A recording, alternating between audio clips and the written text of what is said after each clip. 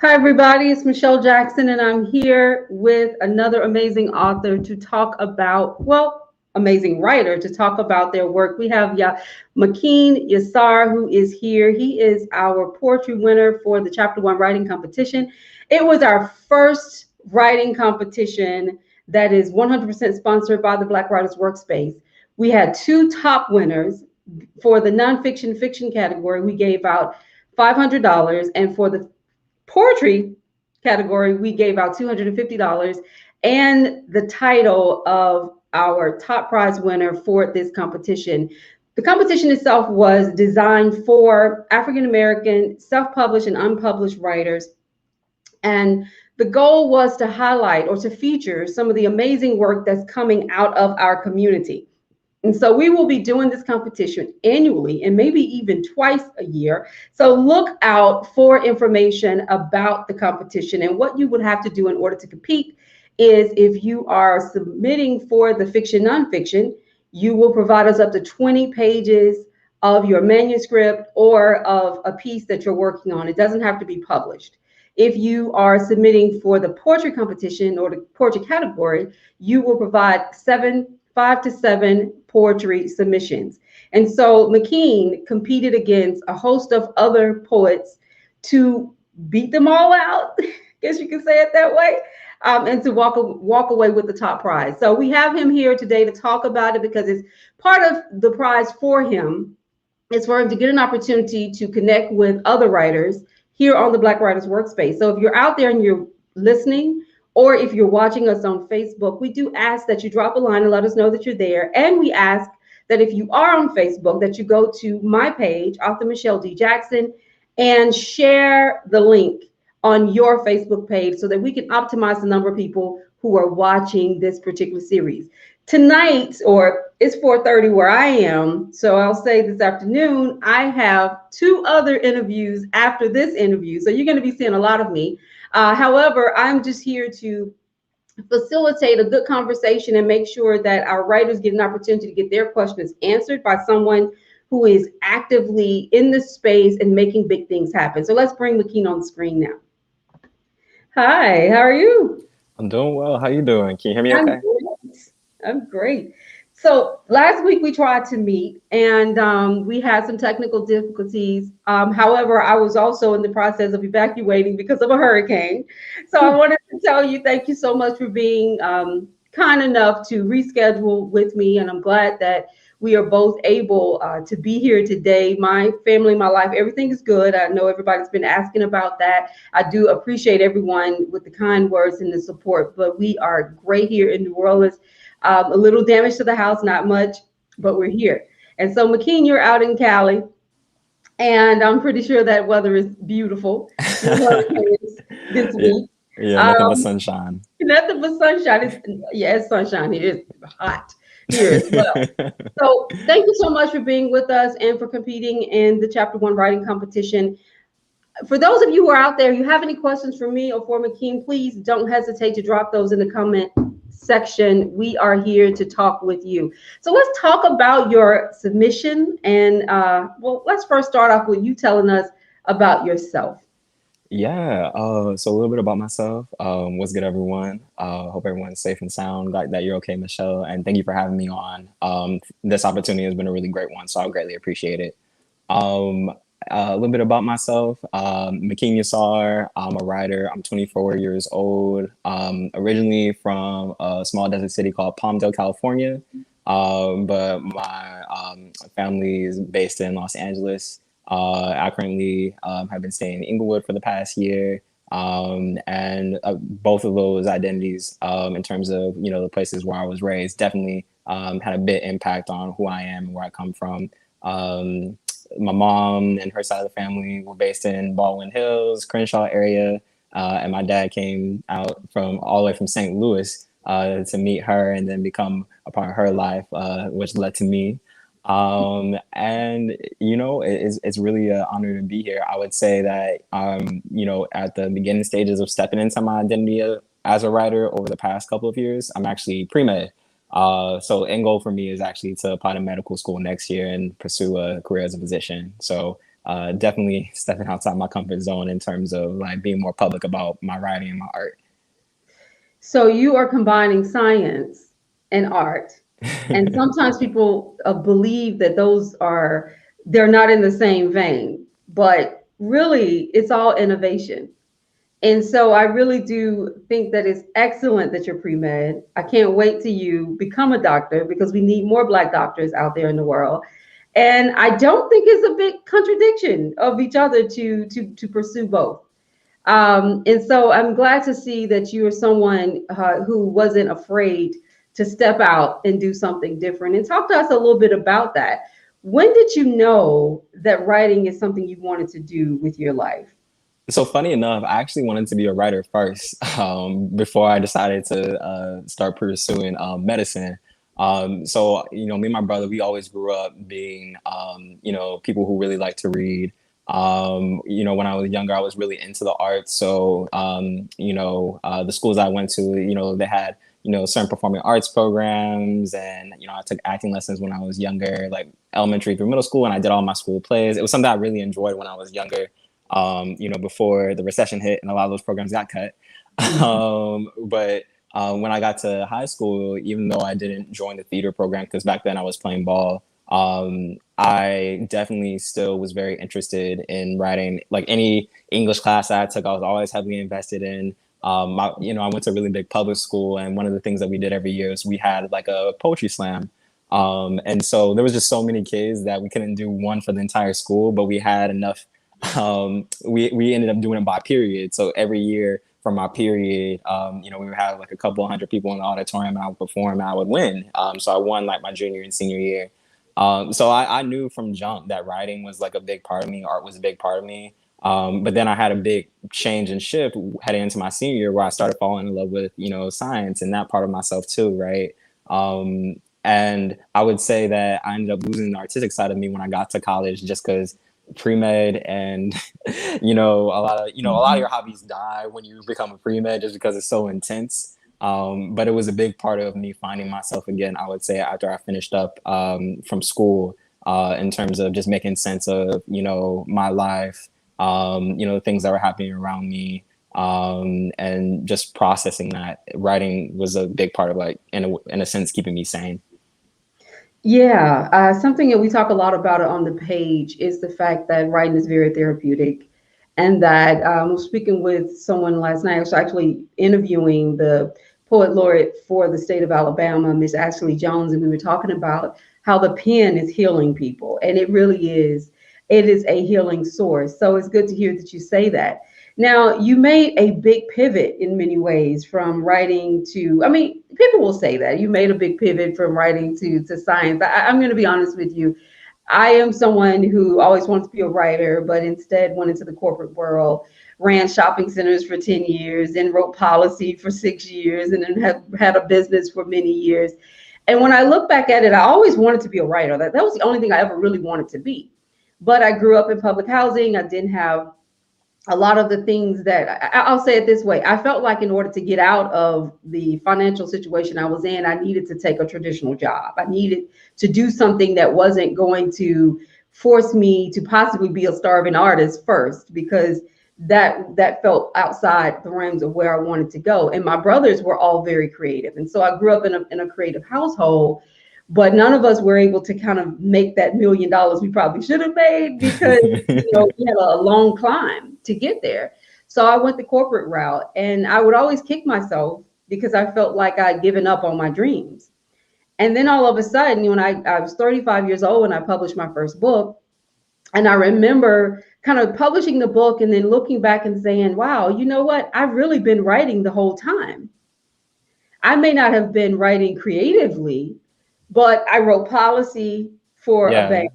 I wrote a policy for the state of Maryland. Mm. I wrote, everything. I did marketing and content development and graphic design and all these very creative things, even when I was in the mall industry. And I was a marketing director in the mall industry. So I was constantly writing newsletters and Yeah. all these different pieces.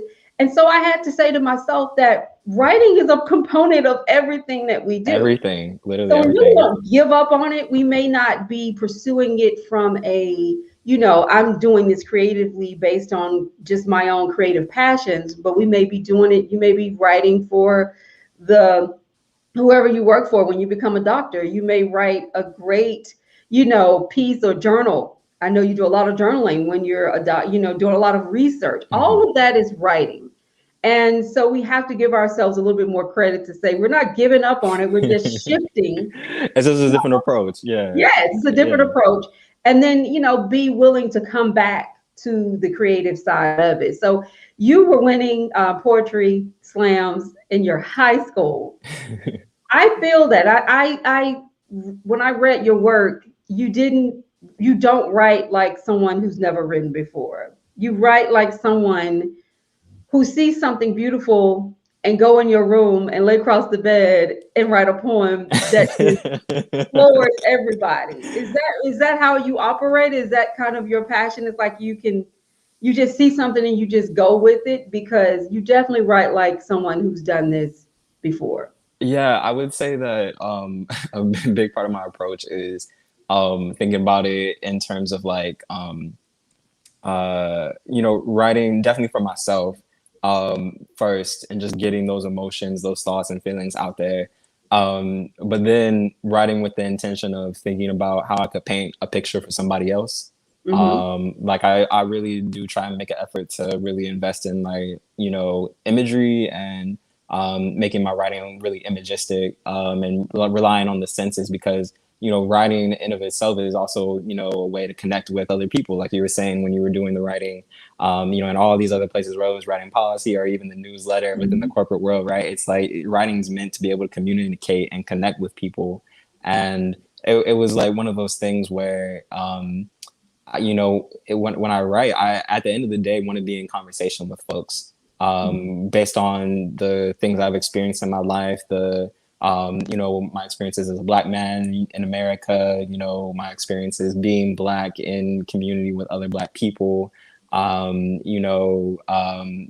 feelings and thoughts on memories and the things that made me the person who I am today, and kind of like exploring nostalgia and just making sense of what those feelings and emotions are.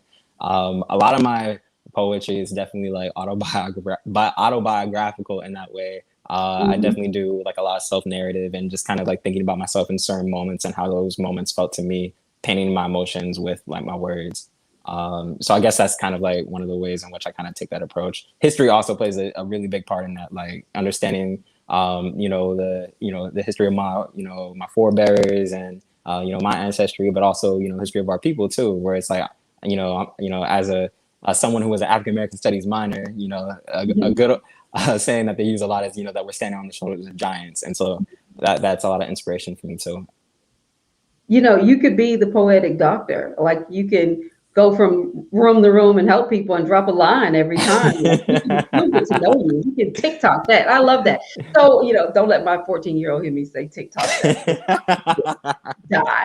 So I think, I love what you're saying, and you're doing it so well, and I'm so proud that you are looking at every element of your life and using it to tell a story. And that story is going to outlive you. You do know that, right? Your words are going to outlive you. We'll be reading about Makeen for years and years and years because of how wonderful and how great you are with putting pen to paper and expressing yourself. So congratulations on that.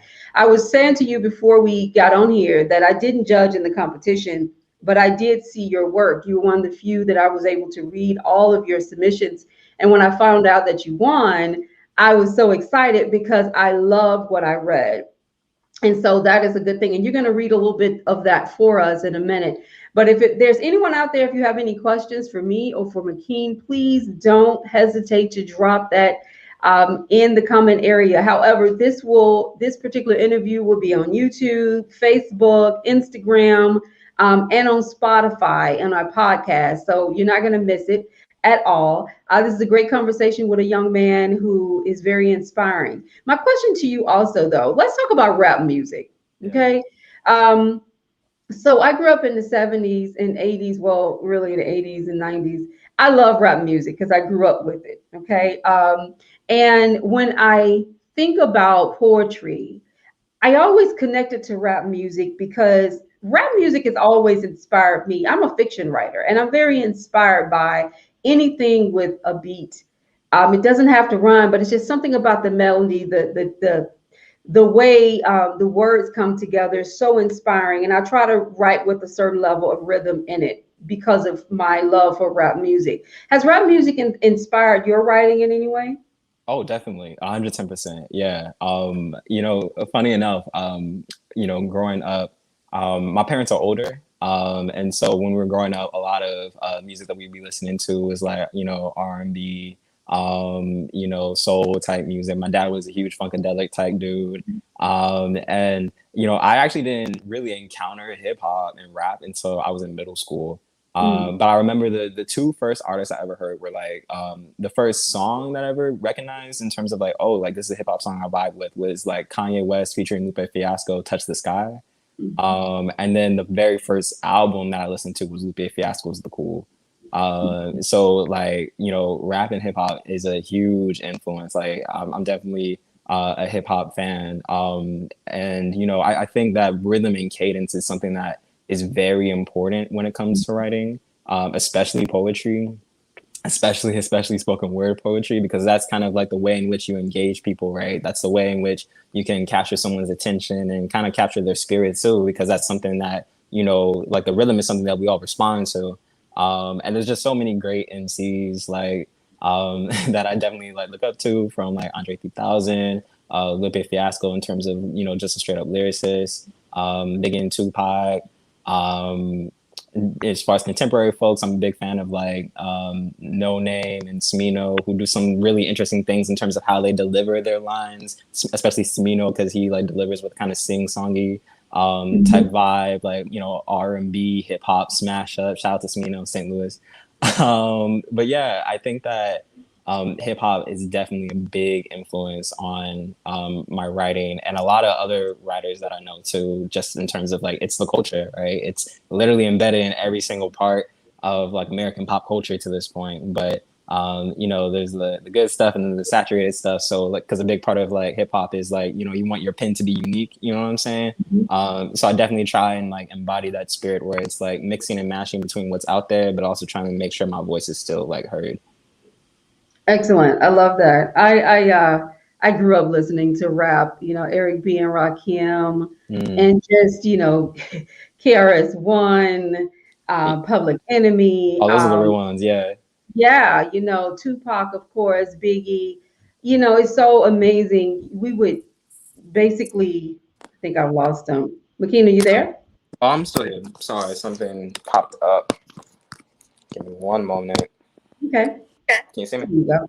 And yes, absolutely. And so the thing is that I've learned so much in how to, like you said, the cadence, the tone, the rhythm, all of that has been impactful in how I write. And, I write, my first book was Christian fiction. My second book was more towards urban fiction. I'm not a big fan of the title, urban fiction, but it's more of a family drama.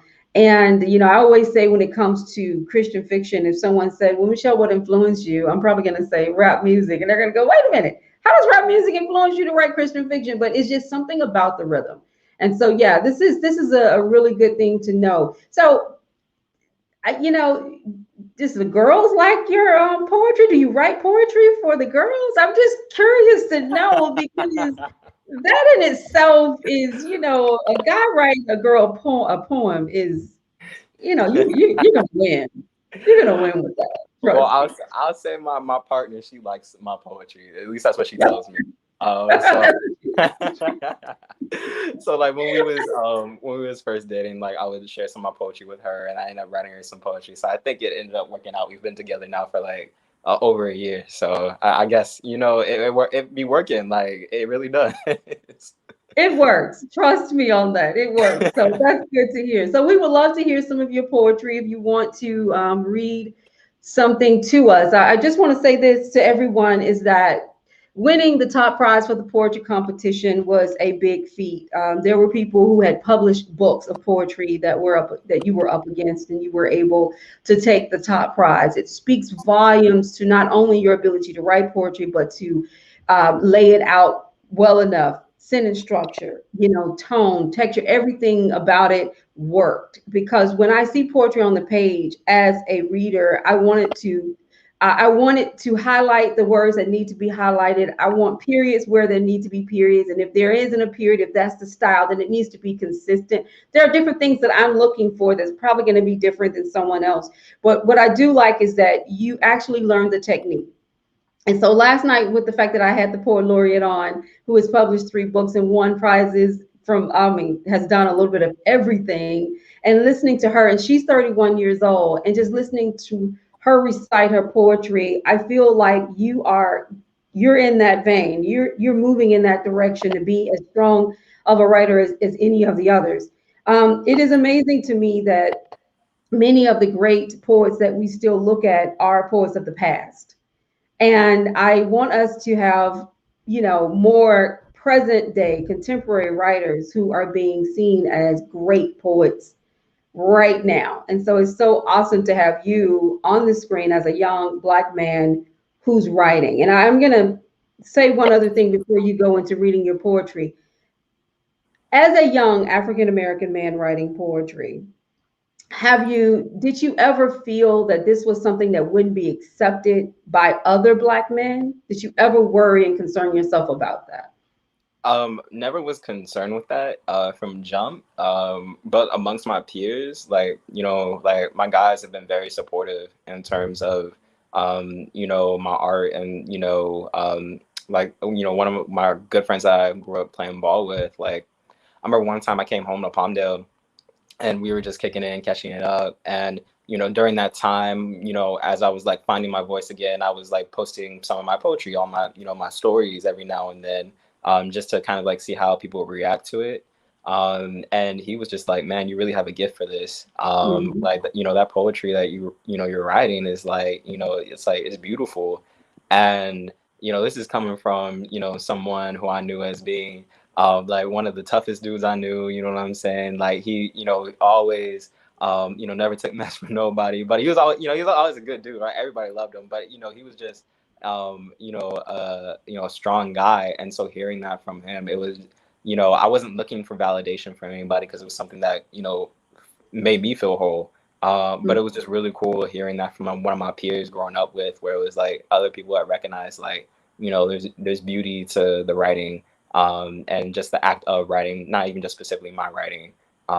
So yeah, I feel like more, and I think it's interesting because I feel like a lot of African American men, young Black men, we definitely already love poetry because we love hip hop. You know what I'm saying? And Mhm. so it's just one of Absolutely. those things in terms of like, when all you're left with is, the words in your voice, right? That's the poetry of it.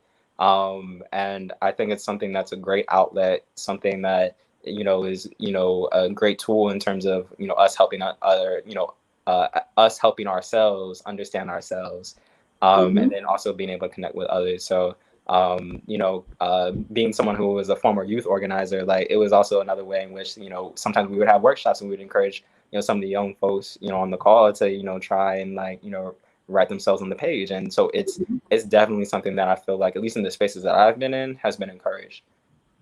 Excellent. That is excellent. And I'm glad to hear that. And the reason why I asked that question is because of just that. There is there's a lot of masculinity out there, and there are still people who may feel like they cannot express themselves in writing, through the pen because it's not going to be masculine enough or tough enough. And I'm glad to hear, particularly that your generation is moving away from that kind of mentality, that the pen gives you an opportunity to express yourself, to share yourself. And that's what all of us need to do in some form of fashion, is to authentically have an opportunity and an avenue, or a vehicle to share ourselves with the world. And so that's beautiful to know that your friends are supporting you. So for all the men who are writing poetry, keep writing.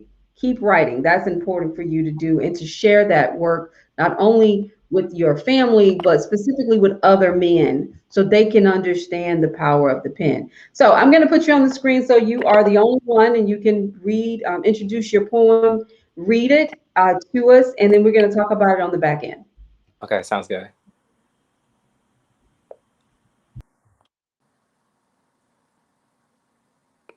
So Michelle and I were talking about which poem I was going to read because I'm indecisive about my stuff. But I decided at the end of it to read this specific poem. It's called An Odyssey. Introduction. There once was a boy, and the boy was 11. I had known him since he was 1, and he has lived 7 different lives. As he and his mother fought dragons that came for their spirits, he was a warrior, whose skin was of wooden hues. Each life he lived a storybook, stories whose ethos echoed in other souls. One. There once was a boy who started smoking at 12 and started dealing at 13. His teacher said he looked like a 20-year-old gangbanger and that he would be in jail by his 2nd year of high school. Made his folks so mad they wouldn't look him in the eye. Instead, they dug valleys out of narrow hallways that they had been shoveling for decades. He'll be going to college next year. He said he was tired of living in the margins of his own story, too. There once was a boy who was 16 when he got into the game. He was a bulldog, with a bark loud as wrecking balls and a bite as strong as alligator jaws.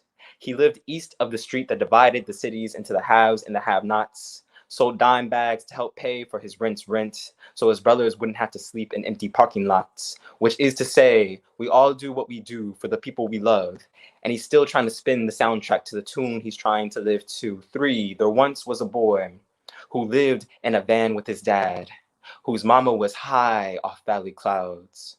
Small, but his eyes were sharp. Eyes sharp enough to get dimes. Eyes as sharp as his tongue. Tongue as sharp as his temper that lashed out like whips to the women he loved. It's hard not to be mad when the anger is the only thing that you can call yours. The only place you can call home. The only gift that you can give to others when you're trying to survive long enough to gift your people something else. 4, there once was a boy whose hands were as big as boulders, with shea butter shoulder blades and rainbow wings that were clipped by his partner's obsession. His only defense was to crack his fists over the heads of men who wanted to cage his bird songs. 5, there once was a boy. No, wait, there were 3. They all died in a car crash. Their necks were cut into ribbons to wrap their caskets as gifts to their mothers. 6, there once was a boy. No, there was a man, a person whom I've never met, whose name I try hard not to forget, who shares my blood, yet has stood behind bars for a crime long forgotten. His name is 7. There once was a boy. No, there were 2. No, there were 4. An infinite number of boys who would stand still as gargoyles when greeted by blue shadows. Shadows with fireworks for hands, whose triggers like the taste of blood from boys with wooden hues, which is to say that there are more stories, which is to say I'm getting the order mixed up because this is the start. No, this is the end. No, this is the middle of a story that doesn't end, which is to say that this doesn't end, that we never die, and that these stories are the only thing keeping you alive. Epilogue. Because there once was a boy, and the boy was 11. I had known him since he was 1, and he had died 7 months before I could bring him into my arms again. His mother fought dragons found at the bottom of bottles and was gifted grief that was delivered on the blade of the reaper's scythe. The same blade that would take her son away. And there are so many stories that he lives in. So many stories. Thank you.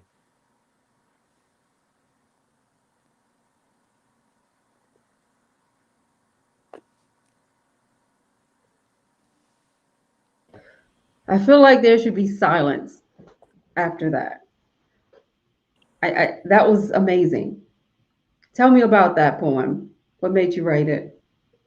Yeah, so An Odyssey was um, a poem where I was just really reflecting on a lot of, the guys and young men and boys that I'd grown up with who left an impact on me, Mm-hmm. and thinking about our lives and these connected stories and threads in terms of any one of us could have been in the positions that we found ourselves in, and that all these stories are connected in some way or another based on whether we were in this city, or whether we were in this neighborhood, or whether we were in this school, or whether we weren't. um, and so the overall um, uh, poem was definitely a dedication to someone I had lost a few years back. Just in knowing that his life could have been not just any of these lives, but anything greater than these lives too, and that it's definitely there's a lot of pain that exists in some of the experiences that we go through, but are still things that we find ourselves progressing through in the society. So Excellent. Beautiful poem. Well read, well written, absolutely excellent. And that's why you're the top winner for our poetry category. Thank you so much for sharing that. I felt the pain in it, I felt the loss. It made me think of a book that I'm reading by someone on the Black Writers Workspace. It's a book about a young girl who grew up with two parents who were crack addicts in California, and so I think I'm losing a little bit of my internet, so forgive me if it's a little blurry, but it made me think of her, and it made me think of the pain that she went through. And so thank you so much for sharing it with us. Tell us about your next steps. yeah, so as far as my art goes, definitely just trying to be a little bit more vocal and open in terms of stepping into my voice. Um, I've definitely been writing a lot over the past, couple of years, and one of the intentions I set for myself before the year ends was to release and self-publish a chapbook of my writing. So, this particular chapbook would be just a collection of, these stories of, these formative years and moments of my life, and the lives of people who I found myself connected to, thinking about how they made me who I am. It's called The Roots We Lay, Mhm. and definitely just in terms of wanting to share my art more on my social media. I'm primarily on Instagram, and being able to connect with other artists and just continue to craft my pen, to develop my art. Right now I'm in an artist collective that was founded by a good friend of mine, Kaylin Sabal Wilson, who's an amazing poet and artist. She created this artist collective called Lighthouse Darkroom, and so I've been helping in terms of being like an admin coordinator for that. So definitely continue to grow that space. And one of the projects that we're working on is working within our community of artists, which is like visual artists, writers, etc. That we're also developing a zine. Also something that we're expecting to release and publicize by the end of this year too. So that's kind of where I'm going with my art. And then as far as a personal goal, I also have to start studying for the MCAT because I got to take that next March. So I got to apply for school next year. But yeah, as far as my writing goes, I want to use this as a jumping off point to step into my voice more. Well, do you have the award that you won anywhere around? You can show it to everyone. No, I don't. Okay. It's at my parents' place. I'm with my partner at her spot right now. Okay. Well, you received a cash prize as well as an award, a trophy from the Black Writers Workspace for winning the top prize for poetry. I would like to personally thank you for applying. Thank you for sharing your work. Thank you for the hard work of not only writing, but also being pre-med or working towards being pre-med. We want to see you win in every way possible. So continue to write. I look forward to reading your book. I do not want to hear from you in 6 months that you are still working on it. I see the book and have it in my hand. So that is your challenge, is to make sure it's done so that I can read it and we can celebrate you on the Black Writers Workspace. I also would love to stay connected with you about your medical, pursuits. And so just continue to stay connected with us. Thank you so much for sharing. I wish we had a little bit more time. I've got another interview to get on. No Uh, worries. we did have a comment to come in on YouTube from Miss Denise Dupree. She said, "Wow, awesome poem." And that is exactly how I feel. Very touching, very moving. Continue to write. You've got something big happening. So, don't think that it's not. Continue to pursue it. No matter what else you do, don't stop writing. That's going to be essential. So, Makeen, thank you so much for being with us. And as I said to everyone, this will be on our YouTube page. It would be on our podcast, on Facebook. You can continue to see clips of this amazing poem that he read. I will put a clip of it also on Instagram. And so thank you so much for being with us and good luck in the future. Thank you so much, Michelle. I really appreciate it. I'm going to take you off the screen, but I don't want you to go anywhere. Okay? I want to give you a formal farewell. So just give me a second. But for now, we will say goodbye to all of our viewers. Wow. If you missed that, you missed something great. So please follow us, subscribe to our YouTube page, follow our podcast on anchor.fm. We are also on Spotify. This is what the Black Writers Workspace is all about. It is about an opportunity to shine a positive light on our African American writers who are doing some amazing things. And Makeen is a great example of that. He is a 20, I think 24, 26. I'm not sure. I can't remember the age.